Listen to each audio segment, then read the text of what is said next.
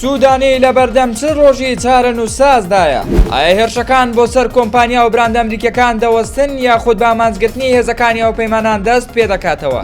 ماوەی زیاتر لە هەفتەیەکە لە بەغدای پایتەخت بە شێوەی چڕ و پڕهێرش دەکرێتە سەر براند و کۆمپانیا ئەمریکیەکان کە دیارترینیان هێرشکردنە بۆ سەر زنجیرە خواردنگەی KFC کە براندێکی بەناوبانگی ئەمریکیە.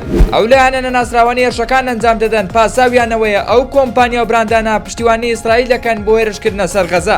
کە گوێرەی راپۆرتێکی پێگەی شەفەق نیوز گروپە میلیشیاکانی شیعە ماوەی چ ڕۆژیان وەک مۆڵەت بە سوودانی داوە بۆەوەی کاتێک دیاری بکات بۆ کشانەوەی هێزەکانی ئەمریکا و هاوپەیمانان لە عێراق لە پێچەوانەوە دەست دەکەنەوە بە هێرشەکانیان بۆ سەر بنکە سەربازیەکانی ئەمریکا. ئەم گرجانە لە کاتێکدایە پەرلەمانی عێراق خشتەکانی بودجەی بۆ ساڵی 2024 پەسەند کردو. سوودانی دەهوێت سوود لەو کەشەیەمنە وەربگرێت بۆ جێبەجێکردنی پرۆژە بەتایبەت کە ساڵی داهاتوو هەڵبژاردن دەکرێت. بەهۆی هێنانەدی سەرکەوتنەکانی چاوەڕێ دەکرێت سوودانی ببێتە ژمارەیەکی گەورە لەسەر شانۆی سیاسی عێراق.